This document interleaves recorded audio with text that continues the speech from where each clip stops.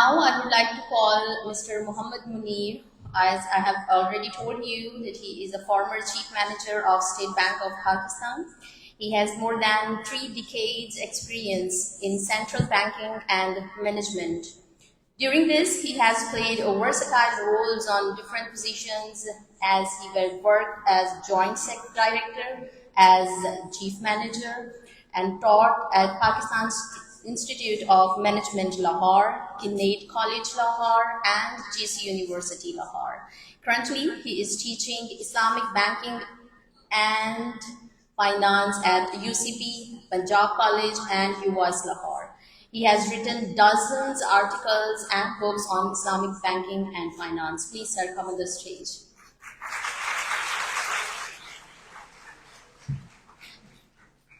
Bismillahirrahmanirrahim.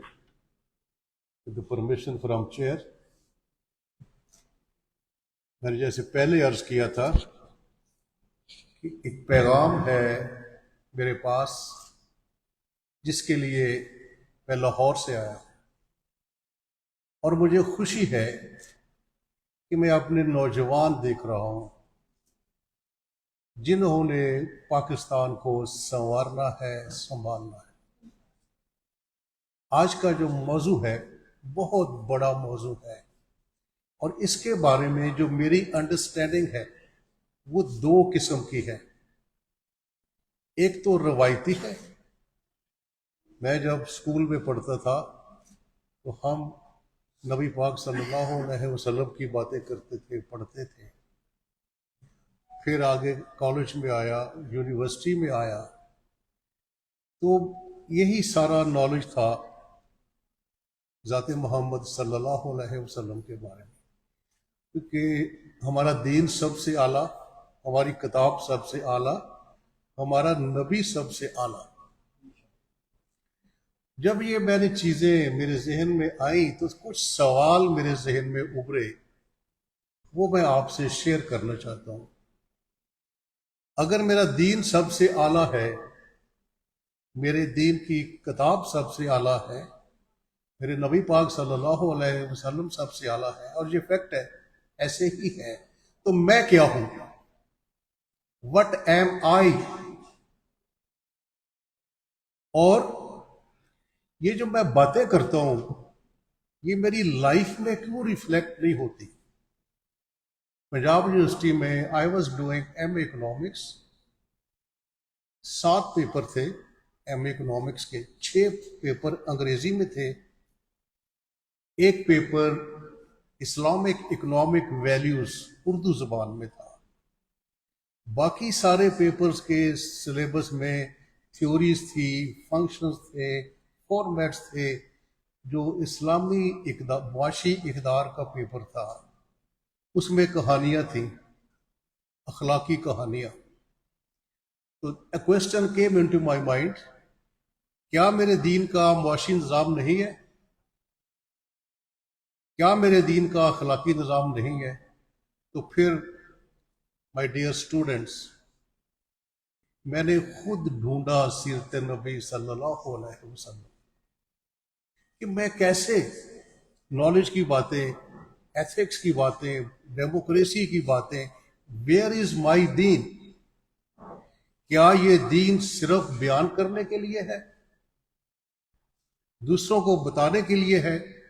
پھر جب میں ہسٹری کا اسٹوڈنٹ ہوں، مجھے شوق ہے تاریخ پڑھنے کا، 10 سال نبی پاک صلی اللہ علیہ وسلم کے مدینہ کے بطور حاکم کے ہیں۔ What was the governance level? What was the economic system? تو پھر کیا ہوا؟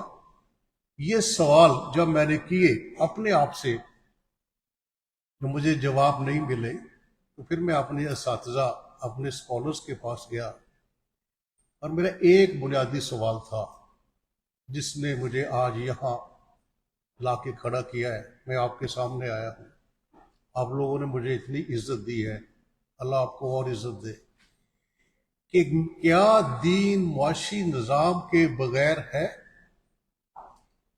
اور اگر ہمارا معاشی نظام ہمیں معلوم نہیں ہے تو ہم میں کوئی جوش جذبہ کیوں نہیں ہے اس کو ڈھونڈنے کے لیے؟ کیونکہ اکنامکس کے بغیر دیر از نو لائف. اگر آپ کی معاشی زندگی ٹھیک نہیں ہے تو آپ کی ساری زندگی ٹھیک نہیں ہے. اور میں دیکھتا تھا کہ ایز اے قوم ہم میں اس قدر اطمینان ہے، ہمارا دین سب سے اعلیٰ. اور جب میں نے قرآن کو پڑھا سورہ مائدہ میں، قرآن نے واضح کر دیا آج کے دن آپ کا دن آپ کے لیے مکمل ہو گیا. وہ اس مکمل دین کا معاشی نظام کہاں ہے؟ تو یہ میری ریسرچ تھی. میں اسٹیٹ بینک میں گیا، I join state bank as research officer.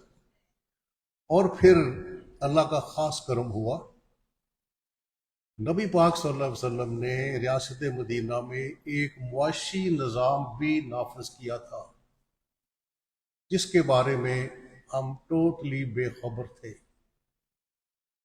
کیونکہ ٹائم بھی تھوڑا ہے اور میں وہی بات کروں گا، اور میری یہ خواہش ہوگی کہ جو باتیں میں آپ سے کروں آپ اس کو آگے پھیلائیں. یہ اصل ویسے تو ہے کہ ہر پہلو ہی، جیسے ارشد صاحب نے بڑی صحیح بات کی کہ ذات محمد صلی اللہ علیہ وسلم کا ہر پہلو ہی انقلابی ہے، کیونکہ آپ خاتم النبیین ہیں، آپ رحمت العالمین ہیں.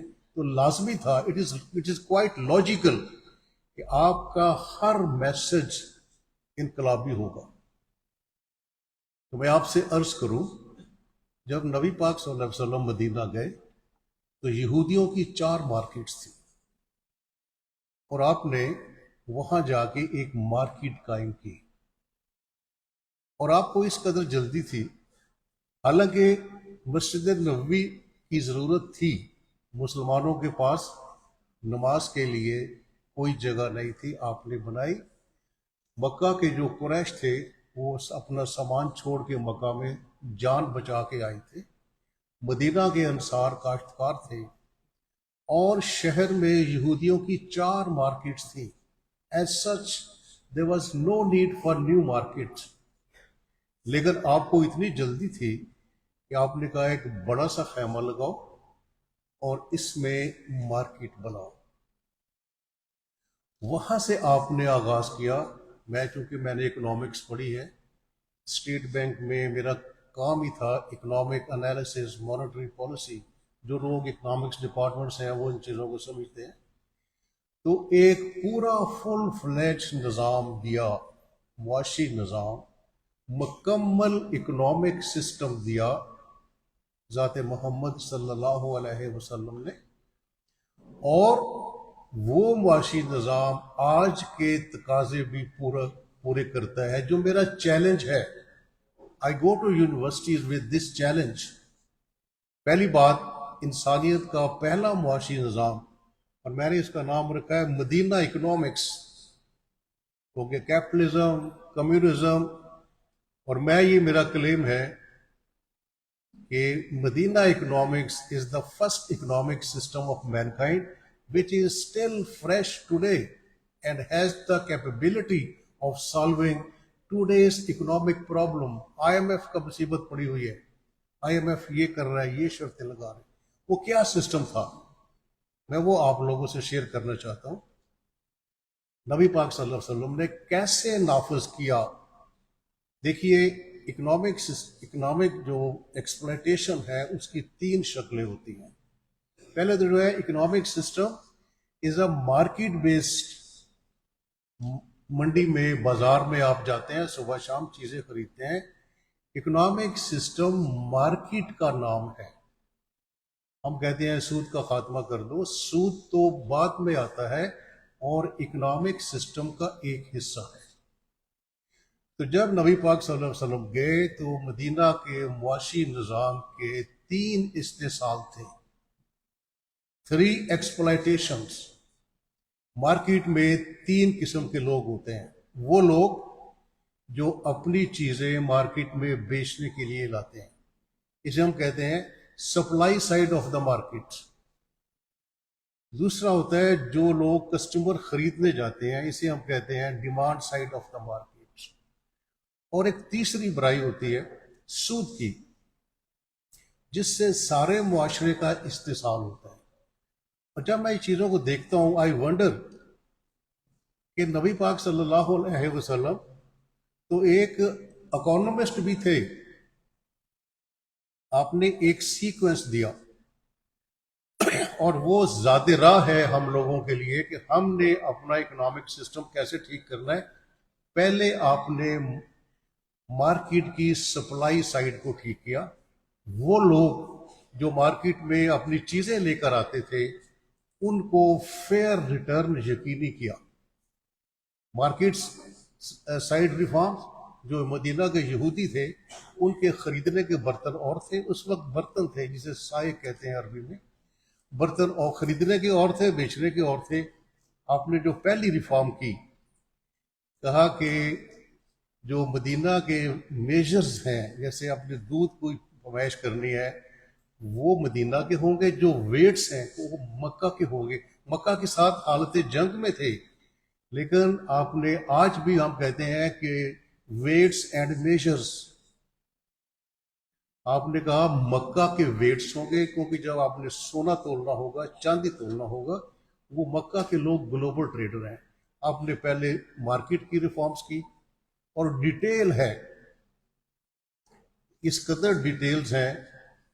میری بک آئی تھنک ارشد صاحب کے پاس ہے, اس میں نے وہ ساری تفصیل دی ہے. اور اس کی بیس پر میں یہ کہتا ہوں کہ محمد صلی اللہ علیہ وسلم is first free market economist of main kind.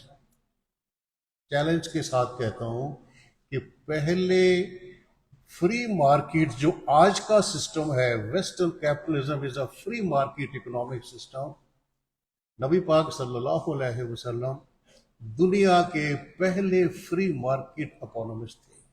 دوسرا کام کیا کیا, ڈیمانڈ سائڈ کو ٹھیک کیا. تاجر چیزوں کو مہنگا بیچتے تھے اور تجارت پر ٹیکس تھا. یہ بات میری غور سے سنیں, اس پر میرا مضمون چھپا ہے, میں نے ارشد صاحب کو بھیجا ہے. تجارت پر ٹیکس تھا اور تاجر وہ ٹیکس قیمتوں میں شامل کر دیتے تھے. یہ ایک نیچرل بات ہے. اگر تجارت پر ٹیکس ہوگا تو وہ جو تاجر اپنے پاس سے نہیں پے کرے گا, وہ اسے قیمتوں میں شامل کر دے گا. جو آپ نے انقلابی قدم اٹھایا, آپ نے کہا اس مارکیٹ میں تجارت پر کوئی ٹیکس نہیں ہے. I say with full confidence and loudly, اسلام میں کوئی سیل ٹیکس نہیں ہے, اسلام میں کوئی جی ایس ٹی نہیں ہے. دوسرا کام یہ کیا آپ نے کہ ڈیمانڈ سائڈ ریفارمز کی. جب یہ آپ نے دو کام کیے, یہاں ابھی ذکر ہوا تھا کہ جو دولت آپ نے کمائی ہے وہ آپ کی نہیں ہے. پھر ریاست مدینہ میں ایک سوال اٹھا جو صحابہ نے کیا, اور وہ صحابہ کون تھے؟ حضرت معاذ بن جبل اور دوسرے صحابہ. اور یہ سوال بار بار پوچھا گیا, تو پھر قرآن میں اس کا جواب دیا. سورہ بقرہ میں سوال کیا تھا؟ ماذا ينفقون, ہم کیا خرچ کریں؟ پھر قرآن نے کہا کہ قول العف, جو ضرورت سے زیادہ ہے وہ دے دو. میں اس کو کلیم کرتا ہوں کہ قرآن نے 7ویں صدی میں ہمیں اشتراکیت کا توڑ بتا دیا تھا. What is communism? کہ حکومت سرمایہ دار لوگوں سے چھین کر غریب لوگوں کو دیتی ہے, اور وہ سسٹم 75 ایئرز میں کولیپس کر گیا. لیکن اسلامک پرسپیکٹو کیا ہے کہ لوگوں کو اتنا موٹیویٹ کر دو. تاجر خود پوچھ رہا ہے کہ ہم کیا خرچ کریں, اور ہے کہ اس کا فیصلہ تاجر ہی کرے کہ میری کیا ضروریات ہیں اور what is in excess of my needs, اور وہ ختم کر دے اس پر. تو یہ اکنامک سسٹم تھا جو آپ نے نافذ کیا. اور سب سے آخر میں 9 ذی الحج 10 ہجری کو آپ نے سود کا خاتمہ کیا. مارکیٹ پہلی ہجری میں بنی تھی اور سود کا خاتمہ آپ نے 10 سال بعد کیا آخری خطبے میں. تو دس از دا اکنامک سسٹم, اور یہ اس کا سیکوینس ہے. وٹ وی آر ڈوئنگ, ہم کہتے ہیں کہ سود کا خاتمہ کس طرح ہو جائے. کبھی بھی نہیں ہوگا جب تک ہم وہ پیٹرن نہیں استعمال کریں گے جو نبی پاک صلی اللہ علیہ وسلم کا ہے. پہلے تاجر کو سچا بناؤ، پہلے مارکیٹ کی سپلائی سائڈ کو ریفارم کرو. وہ گروور جو گنا لے کر شوگر مل میں جا رہا ہے اس کے مسائل کیا ہیں؟ کبھی ہم نے یونیورسٹی میں ان کو اسٹڈی نہیں کیا. جو گنا اگاتا ہے اور لے کے جاتا ہے مارکیٹ میں، وہ جو کسان مارکیٹ میں سبزی لے کر آتا ہے، وہ جو پھل لے کر آتا ہے، کیا اس کا استحصال ہے؟ یہ پہلی ریکوائرمنٹ ہے ملک میں اسلامی معاشی نظام نافذ کرنے کی. دوسری ریکوائرمنٹ، تاجر کو سچا بناؤ. حدیث ہے سچے تاجر کا رتبہ شہداء اور صالحین کے ساتھ ہے. ان سمپل مینر، معاشرے کا سب سے معزز ترین آدمی کون ہے؟ سچا تاجر. ہمارا تاجر کیا ہے وہ آپ جانتے ہیں، اس کی بات میں نہیں کروں گا. دوسری ریکوائرمنٹ، پہلے مارکیٹ کی ریفارم کرو، تاجر کو سچا بناؤ، تجارت کو سچی بناؤ، اور پھر سود کا خاتمہ کرو. یہی میسج ہے میرا، جو میں جہاں بھی جاتا ہوں یہ میسج دیتا ہوں کہ اگر پاکستان میں معاشی نظام کو نافذ کرنا ہے، سود کا خاتمہ کرنا ہے. میری اپنی ریسرچ ہے سود پر، جو میں اگر کبھی یہاں آیا تو اسپیشلی اس پر ایک ٹاک رکھوں گا. تو میں آپ اپنی بات ختم کرتا ہوں کہ اسلام کا ایک اکنامک سسٹم ہے جو انسانیت کا پہلا معاشی نظام ہے، اور آج بھی وہ تر و تازہ ہے. اور اس کو نافذ کرنے کا کیا طریقہ ہے؟ وہی طریقہ جو نبی پاک صلی اللہ علیہ وسلم نے بتایا. اس کے 3 سٹیپس ہیں. میں اسے کہتا ہوں 3 building blocks of Madina economics. اگر ہم اس کو اسی انداز میں نافذ کریں گے پھر ہی رزلٹ آئیں گے، ورنہ ہم سود کے پیچھے پڑے رہیں گے. نہ سود کا خاتمہ ہوگا اور نہ ہمارا فلاحی معاشرہ بنے گا. Thank you very much. Thank you so much, sir. Mr. Munir Ahmed was talking about Medina economics.